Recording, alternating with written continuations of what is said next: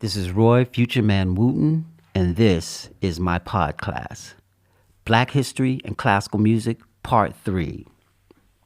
Some of the most influential aspects of American culture on many European composers was the black music coming from America and Black American culture.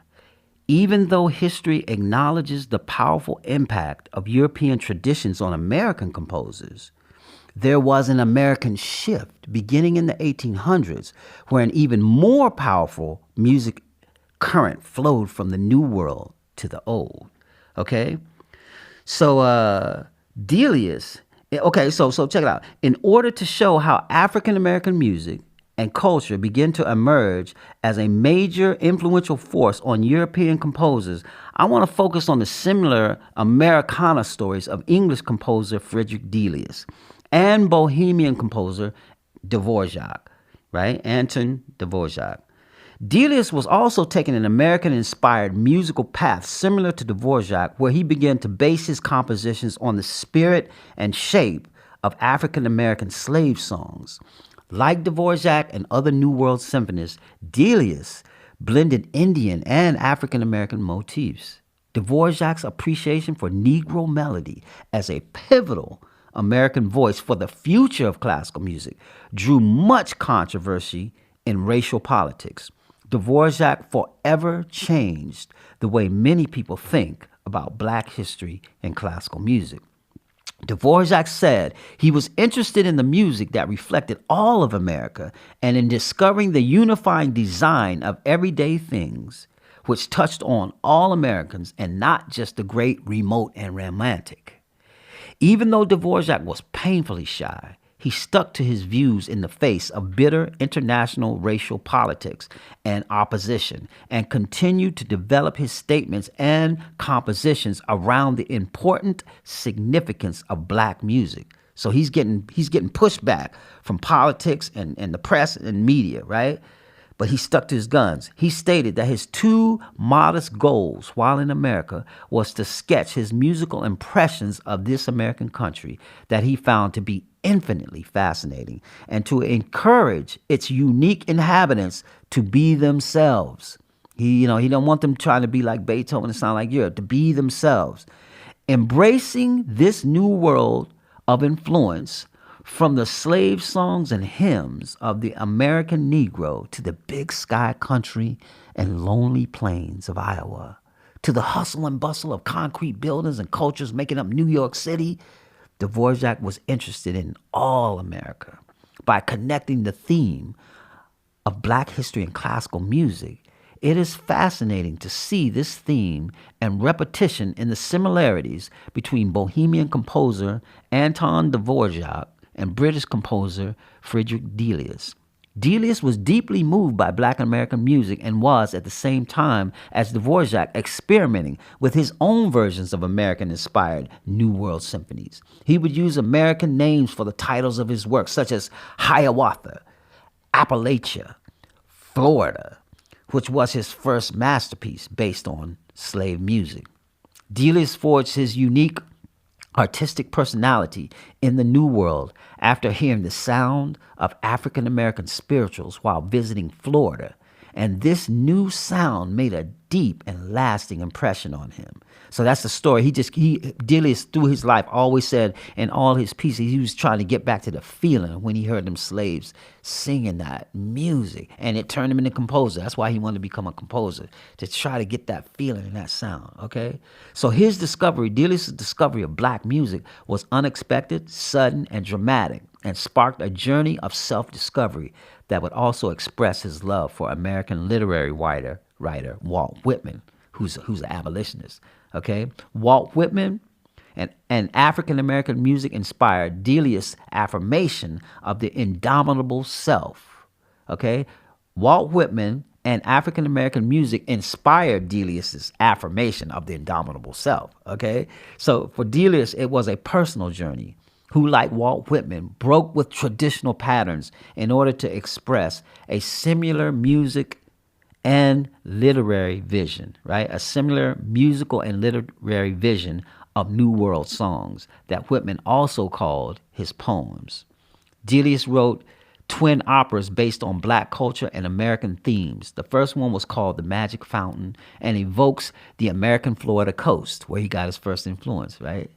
This work was partly inspired by the American mythological connection to Ponce de Leon's search for the Fountain of Youth in Florida. And one segment of Florida called La Calinda became a popular concert piece.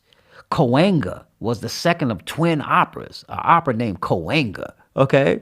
Cahuenga was the second of twin operas and featured a charming African American dance. Delius wrote the libretto for Cahuenga himself, along with the music, and reflected his admiration for the German composer Richard Wagner, albeit with an original New World twist.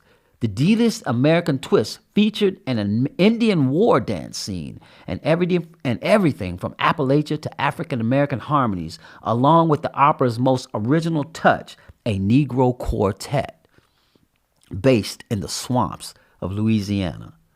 50 years before Gershwin, Delius established Cahuenga's most popular American moment and used the strumming of distant banjos to sound ethereal and ghost-like for his voodoo-styled Wagnerian Valhalla.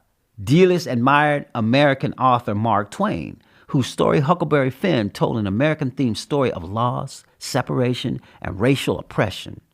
Twain's language mirrors the Delius musical style of mystery and nostalgia in a vivid example where Huck and Jim hear the distant music of dying towns as they float down a river. These rarely produced operas by Delius typify the American neglect of its own Americana influence on the European classical world of the 19th century. Because classical music don't pay no attention to that, right? Not until Joplin and Gershwin would Americans begin to join the Europeans in their attraction to American themes in opera. Okay. And maybe we'll stop there because you got to go. I'm a little over halfway, but yeah. That's all right. You got like 5, 7 more. Okay. Maybe I can go. Okay, so where did I end? Okay, so not until Joplin and Gershwin would Americans begin to join the Europeans in their attraction to American themes in opera. Now, here's what people don't know. Gershwin, Dvorak started a group of 14 African-American composers, and one Jewish guy, Reuben Goldmark, was in a group of 14 where they're going to start establishing this literature that Dvorak is talking about based on America, right? One of the 14 was Gershwin's first teacher, Reuben Goldmark, and he was also the teacher for Aaron Copland. All right? So that's one circle out from Dvorak. So Dvorak's message is, boom, it's impacting. So when Gershwin are writing American themes, they've got the message. They know that's what they're supposed to be doing. Same with Duke Ellington. His guy from Dvorak's circle was Will Marion Cook, who Duke Ellington called, that's my encyclopedia. But one level in is the message of Dvorak saying, America, what you're doing is right. Your music is great music. Black music is great music. So that's what Gershwin is doing. And when you hear Gershwin talk about his American influence, he's paraphrasing Dvorak. I just wanted to say that, okay? In an 1895 interview, Dvorak called the American opera establishment a company that appeals only to foreign languages, tastes of the upper class, and issued a steep challenge to bridge this distance with a true American voice in operas to be sung in English based on American themes. That's a challenge, right? So Dvorak's Hiawatha opera was an unfinished effort in this direction, and no American composer took Dvorak up on his challenge to create American operas, okay? And his house got burnt down, okay? All right? This is me telling it Black history style, all right? It is interesting to note that the same year Dvorak made this challenge to the American opera establishment, Frederick Delius was already working on something that he called an essentially Indian experiment. It was a very American experiment where its harmonic language and Gershwin-like arias were filled with African-American harmony. This breakthrough work was called The Magic Fountain. Almost like Mozart, the magic flute, the magic fountain. He's talking about the fountain of youth, right? The magic fountain in Florida, right? And it was done in total isolation from Dvorak. They latching onto the same idea. See, he's doing black music. Dvorak's doing black music. A whole bunch of people latching into it, right?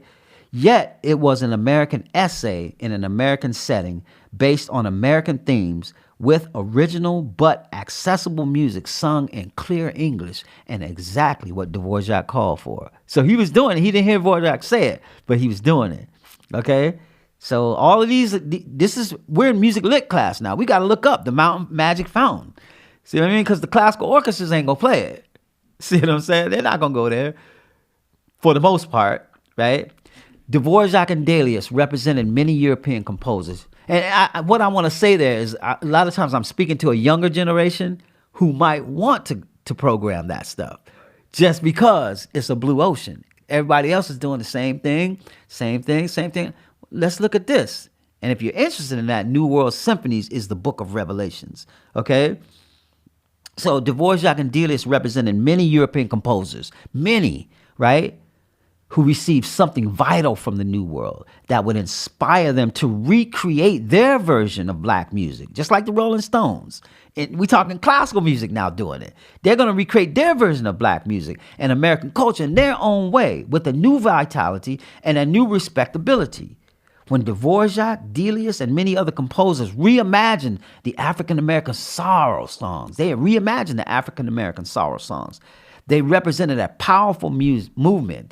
These great composers, right, represented a powerful movement of American music, literature, and culture that flowed from the new world to the old.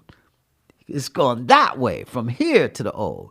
But the black voice is in there. See what I'm saying? So European composers having a love affair with the New World, immersed their styles in black culture and the inspirations coming from the New World of American literature and American ideals. Many European composers like Dvorak, Delius, and others, like Victor Herbert, who pioneered the early Broadway musicals and silent film score, were finding their own voices in America and nurturing the American voice and vernacular into high culture. European composers were not afraid to incorporate the music of the people, right? Particularly the black people. They weren't afraid, right? And they brought their own level of sophistication to what might otherwise be taken for granted and seem trivial. American culture, and especially black Americans, along with a revitalized European art, were all raised in status and esteem. You know, all of these American culture, and especially black Americans, when they would do this, they were revitalized by this European art, and they were all raised in their own status and esteemed by this meeting of cultures. This is helping race relations too, you know, but it's like lifting people up, kind of like when Stravinsky wrote the Ebony Concerto for a jazz band. That's like, whoa, okay? So, I'm almost home, all right? I'm almost home. European composers were experiencing a variation of American epiphanies that inspired many New World musical visions. For Delius, his revolution happened in the Florida swamps, like we talked about earlier, very much removed from society. For composers like Melio and Ravel, it happened in Harlem, okay? For the composer Krenek, it happened at a Duke Ellington concert in Frankfurt, Germany on New Year's Eve. For composer Michael Tippett, it was a sudden realization from a radio broadcast. For Stravinsky, it came from reading the page of a jazz score for the first time. And that was brought to Switzerland by Ernest Ansermet. European composers realized that a multicultural, distinctly American sound did exist. And in my next podcast, let me start that again. Boom. European composers realized that a multicultural identity, right, with a distinctly American sound did exist. And in my next podcast, I'll further explore the influence of a distinctly American culture on old world traditions. Please note that many of these insights that I'm talking about in this blog are outlined in detail in the book New World Symphonies by Jack Sullivan. In my next podcast, we'll explore further the impact of New World on the Old World traditions. You're listening to Future Man, and this is my podcast.